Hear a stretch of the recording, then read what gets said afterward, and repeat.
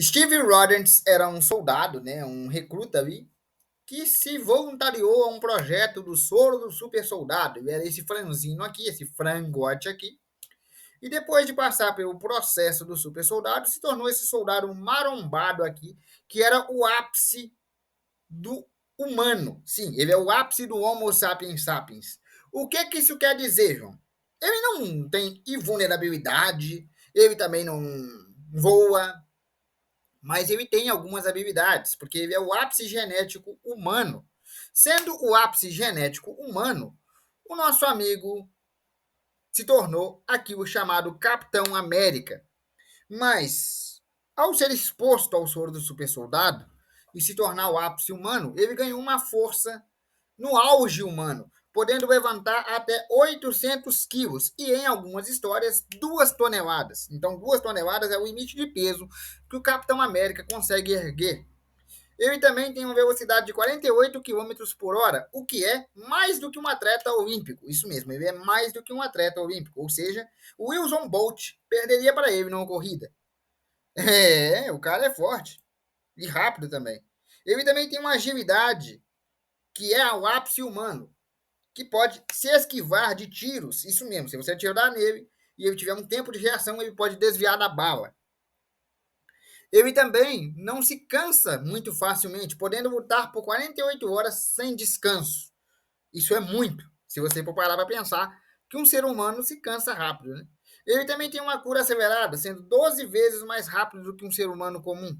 Ainda assim, é mais lento do que um mutante, por exemplo. O Wolverine se cura muito mais rápido. Ele também tem um envelhecimento retardado, embora não seja determinado aqui qual a taxa do envelhecimento retardado dele, é descrito que ele envelhece mais devagar. Segundo as histórias em quadrinhos, Steve Rogers, o Capitão América, lutou na Segunda Guerra Mundial. Portanto, ele não é só esse super-humano, mas também foi treinado em combate militar, além de saber algumas artes marciais, como, por exemplo, o boxe, o jiu-jitsu e a capoeira. Sim, ele sabe combate militar, mas ele também sabe boxe, jiu-jitsu e capoeira. Mas você sabia que, por mais que ele seja um herói, tenha lutado na Segunda Guerra Mundial, tenha conhecido Wolverine quando era soldado e tudo mais, ele tem uma história de criação na vida real que também é ligada à Segunda Guerra? Eu vou explicar. Os Estados Unidos usaram o Capitão América como propaganda de guerra. Primeiro, por que, que a arma do Capitão América é um escudo? Bem, você pode falar que é porque ele usa um escudo de vibrânio que concederam para ele, tarará, tarará, tarará, tarará. Sim, essa é a história nos HQs, eu conheço, você conhece. Mas por que na vida real foi dado para ele um escudo? Para dizer que a América, os Estados Unidos, só atacavam para se defender. Por isso a arma do Capitão América é um escudo. Se você acha que a simbologia dele para por aí, está enganado.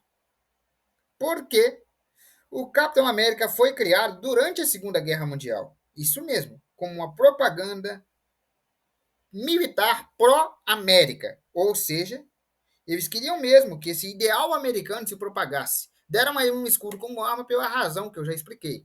Deram a ele um uniforme nas cores da bandeira americana, justamente para ele ser identificado como um símbolo de proteção e identidade nacional. E também deram a ele os símbolos de justiça, liberdade e lealdade, as quais ele representa até hoje, tá? O Capitão América é um herói muito justo. E ele representa a liberdade e a lealdade até hoje. Isso aí não mudou. Mas eles usaram ele como propaganda de guerra, para recrutar soldados, inclusive. A criação do Capitão América personagem está vinculada diretamente aos ideais americanos e à necessidade de recrutar jovens soldados para a guerra. Usar a imagem de um herói americano que usa um escudo para se defender e que é uma imagem pró-Estados Unidos, de que a guerra não era culpa dos Estados Unidos, né? Não era culpa americana, mas sim que eles estavam lutando para se defender e que eles precisavam de soldados fortes e valentes como o Capitão América, como Steve Rogers, que era só um jovem valente naquela época, é uma propaganda e tanto. E que funcionou, tá? Funcionou muito bem. Deram a ele não só a identidade nacional, mas também deram a ele a vinculação a propagandas que literalmente pediam para que jovens se voluntariassem. Ele foi criado justamente com esse intuito. Lógico, ao longo dos anos, esse intuito foi se desvencilhando, principalmente porque a Segunda Guerra acabou, nós não entramos em outras guerras mundiais, e isso fez com que os ideais do Capitão América permanecessem, né? Liberdade, justiça, aquela ideal de soldado bonzinho permanecesse, mas que ele passasse a enxergar o governo ideal e não o governo que se tem. Espera aí que eu vou explicar. O Capitão América já foi visto lutando contra vários personagens, inclusive heróis, como por exemplo T'Challa, o Pantera Negra, ou lutando contra heróis, como algumas vezes ele lutou contra o Homem-Aranha e venceu o Homem-Aranha, inclusive. Algumas vezes ele lutou contra o próprio Wolverine. Ou seja, ele luta com quem ele acha necessário, ele defende os próprios ideais. E quando eu falo que ele se desvinculou daquele ideal de guerra, é porque não existia mais uma guerra mundial, mas o personagem ficou famoso. Tanto que em algumas histórias ele lutou contra o próprio Bigodinho, né? Ele lutou diretamente contra o nazismo, no caso. O importante é entender que, apesar da sua criação ser pautada numa propaganda de guerra, e de literalmente ser pautada num cenário da Segunda Guerra Mundial, quando a Segunda Guerra Mundial acabou, e nós vivemos tempos de paz, né? O que espera-se que se mantenha, o nosso amigo Steve Rogers não perdeu popularidade. Ele continuou tendo popularidade e passou a basear seus ideais no governo americano. Isso continua sendo a base dele. Só que no governo americano ideal, no governo americano que ele deseja que seja, e não no que se de fato tem. Ou seja, se for preciso, ele vai contra a Shield, contra organizações do governo, para apontar erros, mesmo que seja dentro do próprio governo americano. Então não é uma devoção cega ao governo. Ele tem devoção cega ao certo, ao correto. O Capitão América faz na Marvel o papel que é do Superman na DC. Como assim, João? Ele foi vinculado ao ideal americano, inclusive criado pela guerra, como propaganda de guerra, e hoje em dia ele ainda é um ideal americano. Só que ele é o ideal americano do que poderia ser, apontando os erros do próprio governo quando é necessário. Ele quer que o mundo melhore, ele quer ser o escoteiro o tempo todo, a melhor pessoa possível. Ele é o cara que evita matar, ele é o cara que evita combates desnecessários, ele é o cara que tenta resolver tudo no diálogo. Ele é o papel do escoteiro, o papel do bom moço, bonzinho, que é o papel que o Superman tem na DC. É o mesmo papel. É o papel dos ideais americanos e do herói bonzinho, benevolente, que não sei o quê, e de um eterno soldado. Essa deslocação no tempo que ele tem, né, que ele foi congelado lá na época da Segunda Guerra, a gente vai tratar disso em outro vídeo. Não é essa a questão aqui. A questão aqui é, sim, o Capitão América foi criado para a guerra, como propaganda de guerra. E hoje, ele não é um ideal de guerra, ele não é um símbolo de guerra. O Capitão América é um símbolo do ideal americano, do que a América, do que o governo ou do que o mundo poderia ser. Porque ele não é um soldado da América, ele é um herói do mundo, ele é um dos Vingadores, ele é um cara que protege o mundo inteiro. Então, ele representa na Marvel o que o Superman representa na DC. O escoteiro, o benevolente, o herói, aquele cara que faz de tudo por todo mundo, sabe? Aquele cara que quer fazer o bem o tempo todo. Mas tem o Tony Stark que é inteligente, que ajuda. Não. O Tony Stark é inteligente, age como um herói, mas ele é egocêntrico, ele tem os defeitos humanos dele ali. No Capitão América, principalmente nas interpretações do Steve Rogers ali, do Chris Evans, e que você vê também nas perdão. E que você vê também nas animações, você não vê traços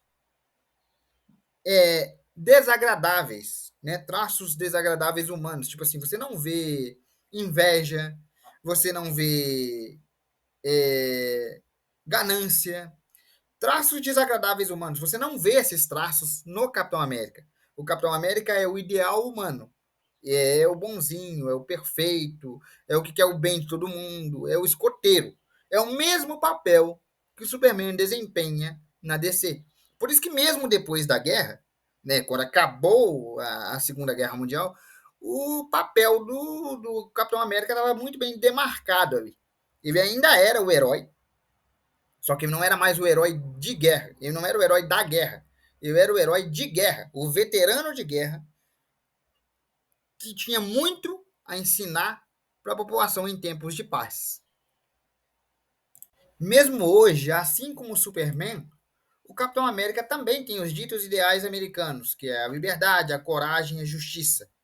Só que ele frequentemente questiona se esses valores estão sendo seguidos pelo mundo afora, pelo governo dos Estados Unidos e por qualquer outro governo que seja. Ele questiona as ações tomadas pelos que estão no poder. Ele questiona a melhor forma de lidar com uma determinada questão, se às vezes pode ser evitada a violência. Então, ele não é um soldado que procura resolver na porrada tudo que pode. Não, ele é um soldado que entende que a paz tem seu valor. Ele ainda tem seu deslocamento temporal e tudo mais, mas, de novo, isso a gente vai tratar em outro vídeo, não é tema para agora. O importante é você entender que, apesar da criação dele ser pautada em tempos de guerra, tanto na vida real quanto nos quadrinhos, ele foi pautado como o ideal. Mas não só o ideal americano, o ser humano ideal mesmo. Sabe? Bonzinho, benevolente, com compaixão. O Capitão América e o Superman são tudo o que a gente, nós, eu e você, poderíamos ser. Entendeu? Ajudar o próximo, ter compaixão com os outros, aquela coisa. Eles foram criados para isso. Sabe? Salvar o gatinho da árvore. É isso. É isso que esse cara faz. É isso que o Capitão América faz. Hoje, agora, é isso que o Capitão América faz. Pega as histórias do Capitão América e vai procurando pra você ver. O Capitão América não é um soldado violento, não é brutal, não é nada disso. Ele sabe combate, ele sabe lutar, ele poderia eliminar várias pessoas do campo de batalha, provavelmente na guerra ele deve ter eliminado, só que ele não vive dessa violência. Ele é literalmente o bom moço, o bom samaritano. De novo, o papel que o Superman desempenha na DC é dele, dentro da Marvel. Bom, galera, eu vou ficando por aqui. Espero que vocês tenham gostado. Fiquem com Deus e até amanhã.